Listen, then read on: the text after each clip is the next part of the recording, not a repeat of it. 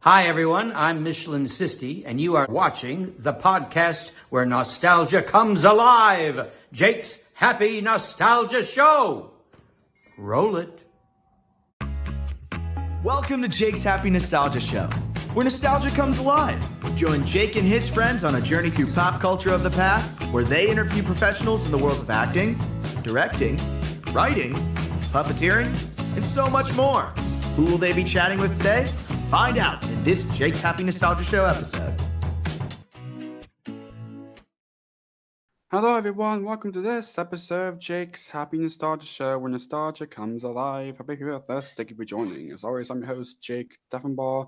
I'm Jay. As always, our co-host, Chris Bixby and Matt Bingle. How you guys doing? Doing good. Doing good. Hello, everybody. How are you, Jake? Doing great, Matt. Thank you for asking. Chris, what do we have for today? Today's guest is a puppeteer, video editor, and photographer. He has worked on various films, TV series, and commercials with the Muppets, and also a number of his own projects, which we will be discussing later on. Please welcome Art Vega. Art, happy to have you here. Hello. Happy to have you here. So, to kick this off, could you tell our audience a little bit about yourself and what you do? Well, I've been a puppeteer for a little over 20 years now. I started at the Walt Disney Company, at the Disney parks. I worked at California Adventure Park. I learned to puppeteer there.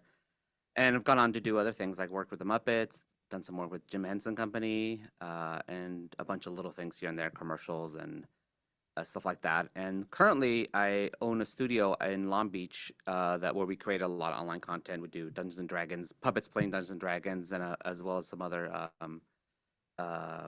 tabletop gaming. Nice. Yeah, I think I've heard of that. Really cool. So, what was your childhood like, and how did you grow up?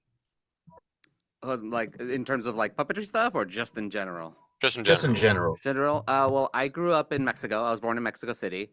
I grew up there till I was about 8. And it was pretty normal, I was an only child till I was 9, so I didn't have anybody siblings growing up. And then we moved here to the United States when I was 8 years old and started 3rd grade. But I had pretty happy, normal childhood, pretty creative, and I spent doing creative things, drawing, painting, performing, things like that. Nice. That's awesome. Did you kind of always want to be a puppeteer?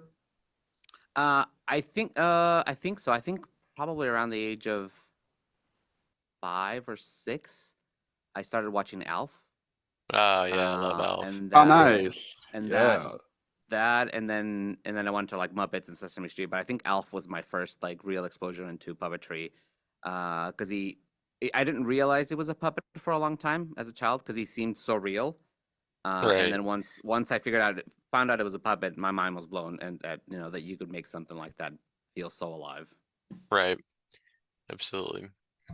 Right. So, do you remember your first puppeteering job? My first puppeteering job? Yeah. I mean, it was actually hired by Disney. That was my first puppeteering job. I had done a bunch of stuff when I was a kid, and sort of like into high school and starting college, I had sort of fizzled out of it because I didn't know what to do with it or where to go with it. And I found at my, when you go to college and there's like the student like a place where you find jobs and things. There's like a job posting board, and I went up to it and it said Disney auditions. So I went to the auditions website, and they had an audition for puppeteers. And so it went from Monday, I saw the sign, the audition was on Wednesday, and by Friday of that same week, I was offered a job as a puppeteer. And I think I had just enough puppetry experience from my own playing around, my own teaching myself, that it was enough to get me a job, and that's where I started. Nice. So I'm kind of curious, because you obviously worked there for a number of years, did you have any favorite, like, because you worked on like the Playhouse Disney shows, the Disney Junior shows, did you have like any favorite kind of puppets to perform, like any that kind of stuck out? I think my favorite puppets to perform there were the Bear and the Big Blue House puppets. Nice. Yes. They were just awesome. they look just like they're exactly the TV ones, and they were by far the most comfortable, and not every puppet we had, most of the puppets we had there were not very comfortable, and they were kind of heavy, but those puppets were like the epitome of just like beautiful puppets that were super fun to use and super comfortable. Absolutely. Yeah, there were a lot of interesting ones. I remember because I've seen other interviews with you, and you talk about the roly poly puppets. Those were great too. Yeah, Those were what amazing. Yeah. kind of went into kind of performing them? Because I think didn't each character take like multiple people? Two of them were single per oh no, yeah. All two of them were two people, they took two people, one of them was in person. But they were basically big puppet with a rod sticking out of the bottom with controls at the bottom that you controlled. Like there was like a thing to turn the head, and there was an eye blink and a mouth Oh, blink. okay. The bar just sat on your lap, and you held it like a flagpole in front of you, and the puppet was above you. And then another person was sitting facing you, doing arms for the puppet. There was a lot of Oh, coordination nice. and we did a lot of dancing, so there was a lot of like two people spinning around each other. And those are actually really fun because they're also super fragile. So you had to learn how to be real expressive with them, but also be very careful with them. Because they like there was a part at the end of the show where they would literally fall into the hole. They would just go poof. The idea was that they were like falling into like leaves, Oh, but okay. the trap for the puppets was only about this thick, so you had to aim really well, otherwise explosion of puppet everywhere, because they're made of like a hard plastic. um, hmm we only broke one or two the whole run, which is kind of great. But those were really fun. They were really fun to do, and there was a lot of spinning and dancing, and it was a lot different than any of the other puppets, so they really stood out as being real fun. Nice. That's great. Of course, you also puppeteered for Disneyland and various parades. What were those experiences like? Those are great. I got to do my first parade I did was called Parade of Dreams. I think it was the 50th anniversary parade for the Disneyland park, and I got to puppeteer Simba and Nala in the parade. And Simba was great because Simba, you basically climb inside of a puppet. It's sitting up on the rock, and you would climb inside of it, get locked inside of it, and you had a bunch of controls. Um, and it was fun. It was really fun. It was awfully hot because the puppet would sit out in the sun while it was getting loaded, so it would just get super warm, and you had hmm a fan. But it was so much fun because I was able to see out and I could see the audience, which is not something you normally do as a puppeteer, as a insert in a lot of things. So that was my first time I could actually like see people as I was performing, which is really cool.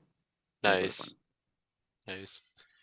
Very nice. Since the early 2010s, you've been working as a Muppet performer with the Muppets. How did you begin working for them? um, this is funny because you ask every person who's ever worked with Muppets, and they all have entirely different stories, and they're all really weird. I just got a call one day.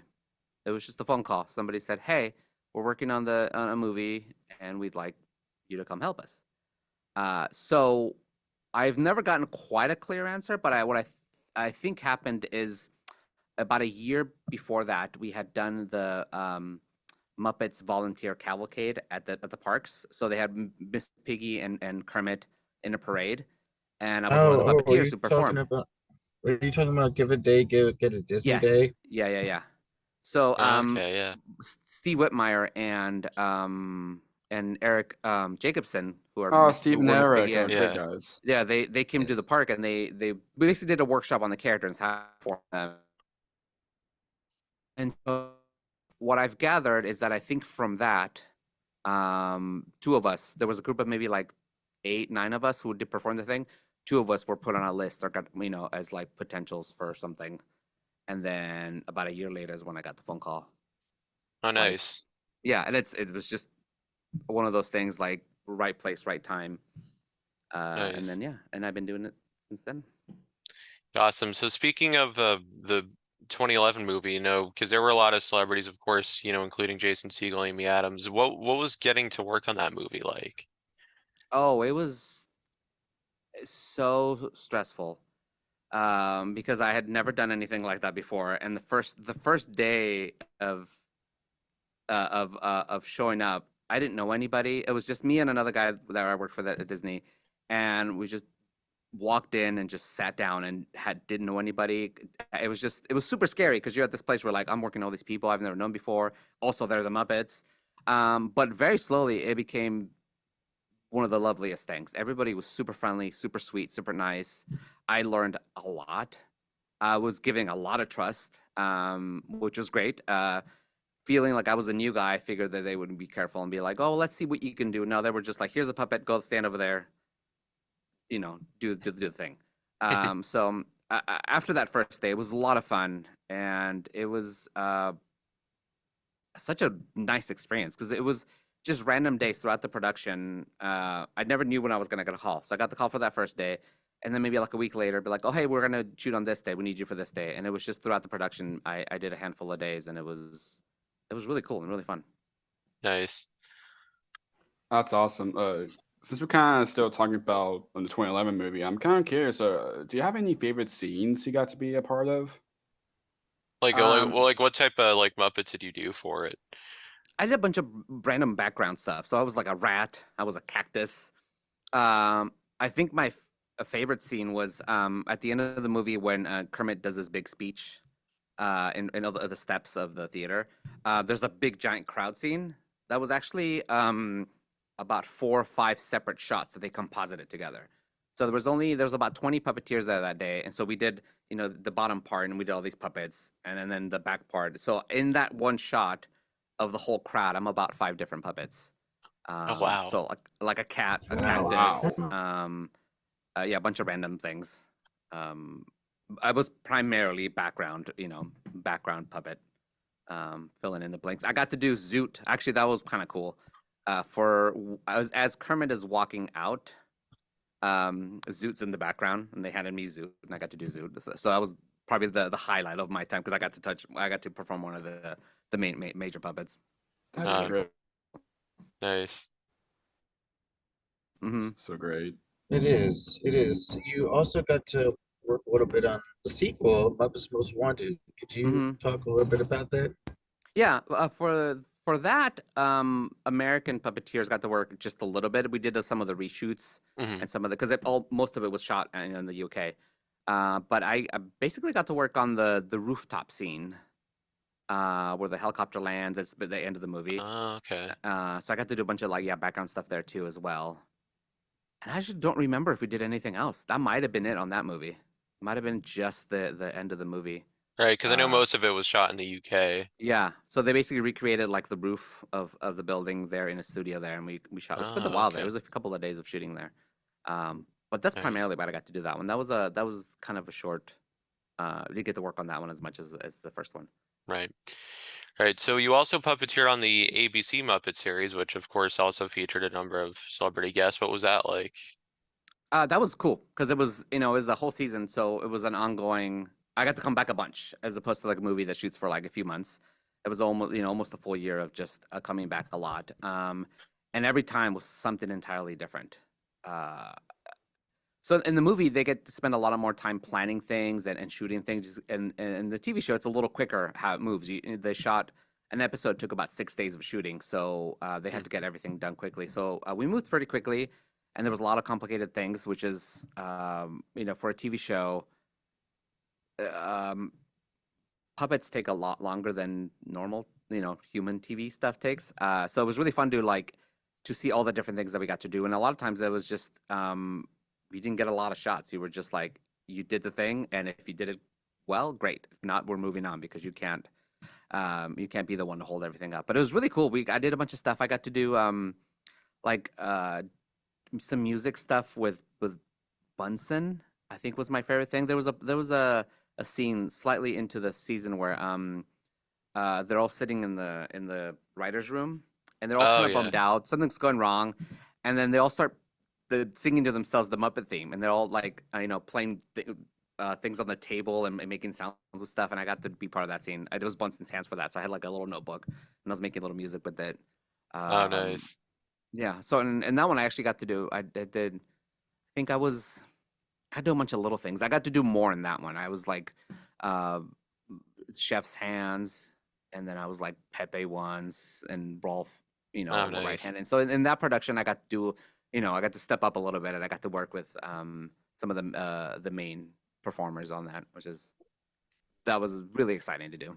Were there any like celebrity guests you were most excited to great. like get to meet and work with on that show? They were super super nice, and they were really fun to work with. They were part of that similar scene where we're in the writers' room. They were there for a little bit. They were really cool. Key and Peele. Oh, nice. Yeah. They're funny. Yeah. And Ed Helms was really cool too. Ed Helms we shot in the bar, in Rolf's bar. And Oh, he yeah. was, yeah, that day was really fun as well. Nice, nice. Nice. So, on to more of your recent Muppets projects. What was it like performing in the Muppets Christmas Caroling Coach? Because one of our dear friends that you worked with on there, Brandon Smith, Oh, you were Brandon was on Smith. Oh, I the love yeah. Brandon. Yeah, that was really fun. It Big was fan of ours. it was only like 8 days, but it was really fun playing in front of people because I'd been a while since I performed, in a live scenario. Dinner. Oh, And nice. so it was really interesting. It was really difficult because the coach that we were in was not meant for puppets. It wasn't, it's built. It's the normal double-decker bus that runs around Disneyland every day. So we had to figure out how to make them work there, which was a challenge. But I think it was probably the most successful thing out of that whole night, out of the whole event, the Christmas event. It was the one thing that people really seemed to enjoy. Awesome. That's great. Recently, to that too, you puppeteer on a Disney Plus series, The Muppets Mayhem, which we love that series. It was Yeah. so great. We wish it could have been gone longer, but Oh, yeah. Season 2, baby. Yeah. Yeah. I know. What was that like getting to be a part of that? That was really cool because that was the smallest group of puppeteers. There was I was used to doing a lot of the background work and a bunch of other things where there was maybe like 20 of us, 25 of us. For this production, it was a much smaller group. It was the main cast, and then usually like 2 or 3 extra puppeteers. So I was working a lot. wow. And I think that's the one production I've gotten to do the most. I was super active in it. I got to do a bunch of things. I got to do a lot of drumming for Animal, and a lot of assisting. And I'm in a lot of scenes and a lot of things. And it was a great experience. And I actually got to spend a lot more time with the puppeteers, not just the main cast, but also my fellow additional Muppet performers. I got to spend a lot of time with them, get to know them a lot better. Which I really appreciated and really liked. Nice, nice. So, you also got to work on a few commercials with the Muppets. Can you talk about the ones that you got to do with them? Yeah, we did. I think I've done 2 I might have done more, but the 2 that I remember right now are 2 commercials for the UK. One of them was for like crumpets. There's a brand of crumpets that. Oh yeah, Giant Crumpet Show. Yeah, that's a great Yeah, one. the Yeah, Giant that's Crumpet a Show. great one. Yes, yeah, Great one. yes, remember that one. Yeah, and then we did the Orange Show Nice. for the phone company. Oh, Yeah, yeah, uh-huh. yeah. Now they were pretty fun. They Right. were all like one-day shoots. And it was interesting seeing, like, when you do work like that, it's usually for a client. So the Muppets are being hired by a client to do stuff. There's a whole advertising part of it. So there's a lot of like back and forth, and watching that production functions different than a normal production was kind of interesting. But both, I think those are the only ones that I worked on, if I remember correctly. There might have been more. But those are the ones that stood out as oh, I also did the Facebook commercial. Oh yeah, Facebook, what was that like? Yeah, Facebook portal. Yeah. Something like that. Yeah. Yeah, again, that was Right. also like just a one-day shoot. I got to do. I think I played bass for Floyd Oh, on a cool. day. Yeah, and it was just again a bunch of puppeteers stuck in a little tiny room.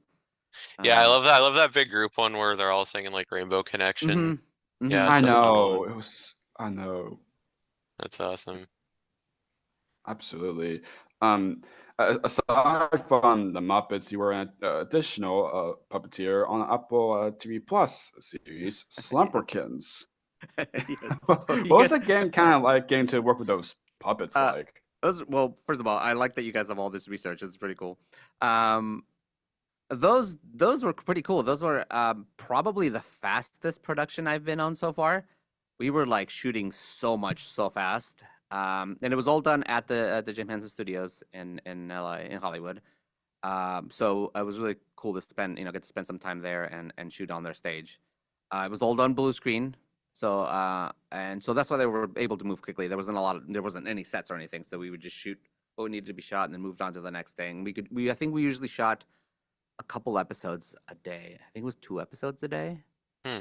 or something like that. The puppets are really nice. They're again, one of the things I found that certain companies make puppets that are beautiful and easy and just super comfortable, and there are other companies that don't. So being working with something at the Henson workshop was really nice. Same thing with the Muppets. Muppets are also really comfy and nice. But getting to spend time with some puppets that I had never, that don't exist anywhere else was interesting. And a lot of people that I knew were personally worked on those puppets as well. So it was nice to see to be able to work with the puppets that friends of mine had created. Nice, nice. So, kind of moving on from puppetry a bit, you, of course, as I talked about in your intro, you work in photography and video editing. In addition to puppetry, were those also kind of like passions of yours? Yeah, I think the puppetry and like video stuff kind of went hand in hand with me because I wanted to be a filmmaker with puppets. So those will always live together for me, and they've existed simultaneously.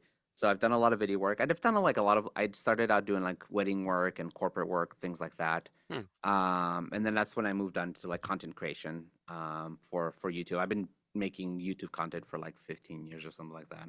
Oh, wow, nice. I did a web series for 4 years. I did a Disney themed princess web series called Princess Perplexity. We did that Oh, for like 4 years. And it did pretty well. We had like 150,000 subscribers, something like that. And it was just for kids. And I think there was once a puppet in there, but primarily it was just kids and princesses. I did that for a long time.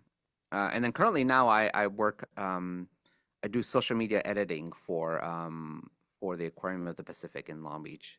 So all of my video editing stuff is kind of there. They also do puppets too, so I do puppet stuff for them as well.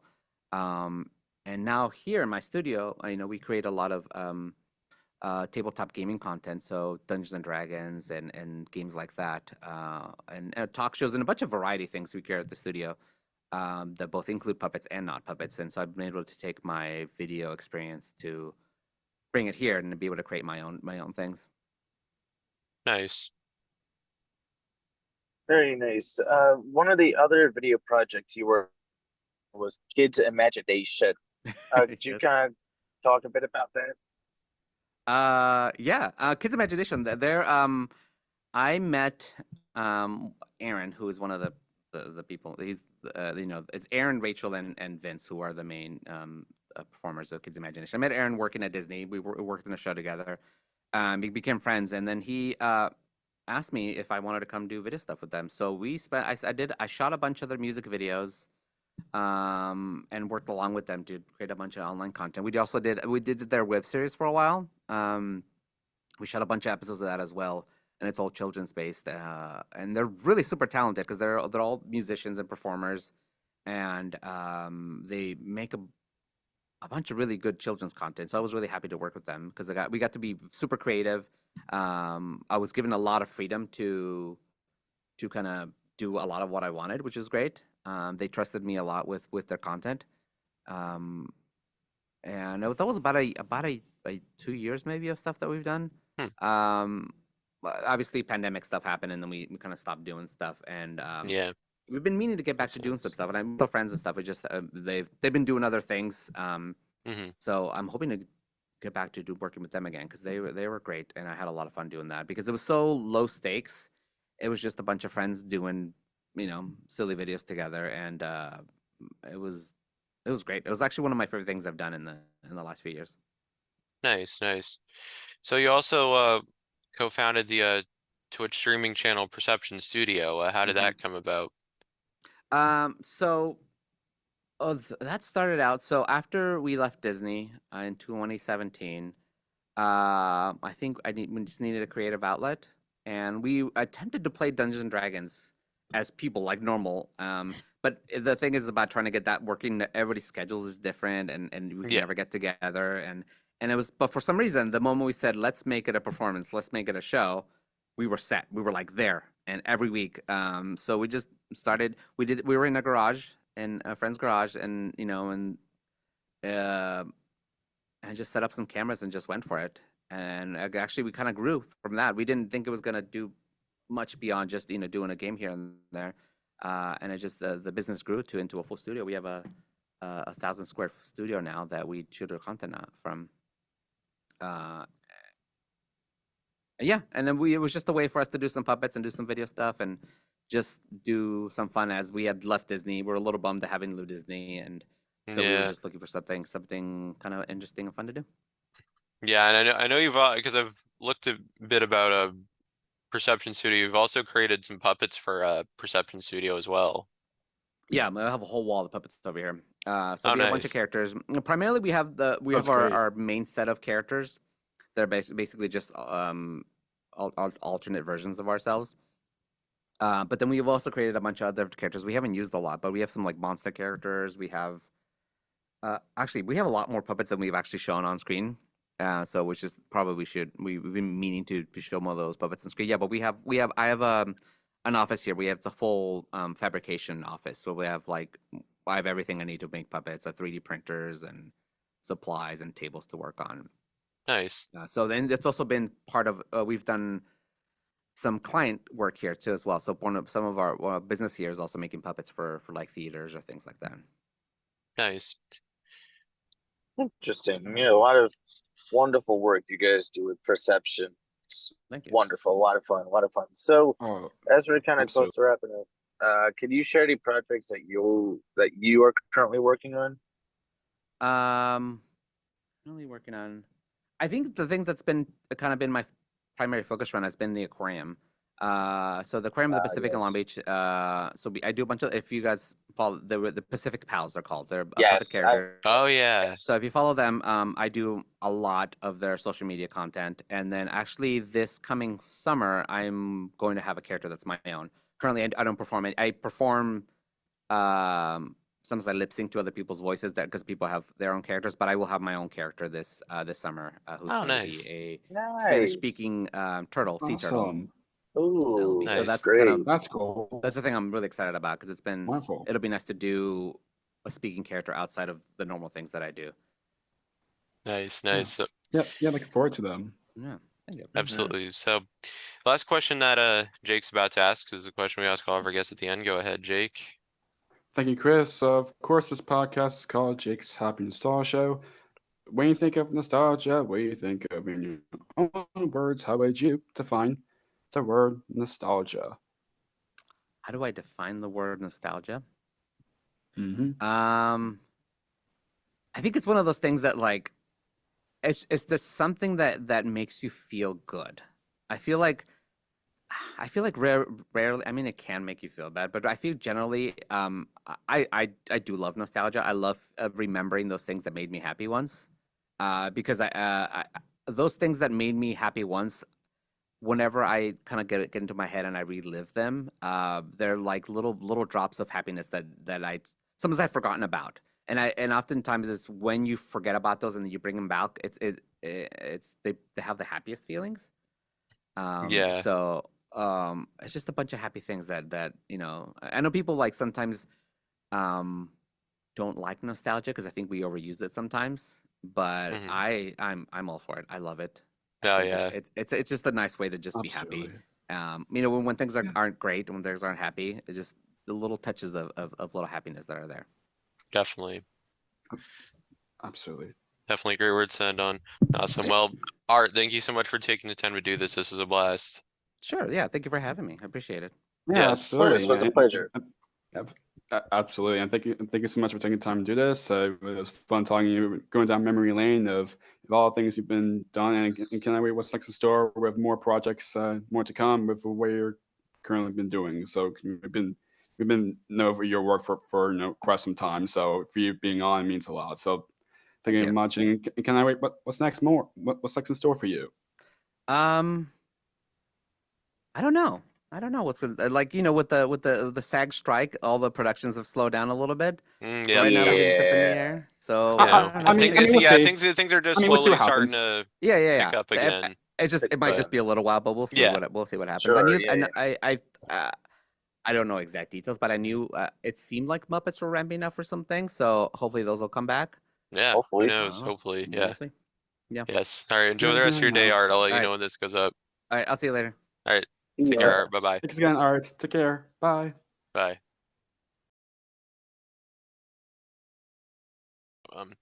It's goodbye from us as well. We absolutely enjoyed our time speaking with Art Vega. Links to his website and his social media will be in the description down below for people to connect with him and check out his work. But in the meantime, it's goodbye from us as well. Keep on the lookout for more wonderful interviews coming your way. As always, Jake, take us home. What do we say? Keep nostalgia alive. Take care. Want to see you next time. Take care. Bye. Bye. Bye. Thank you for tuning in to another wonderful Jake's Happy Nostalgia Show episode. Be sure to follow Jake and the Happy Nostalgia team on social media, check out our website, and stream the show wherever you find your favorite podcasts. And as always, remember to keep nostalgia alive. Bye-bye.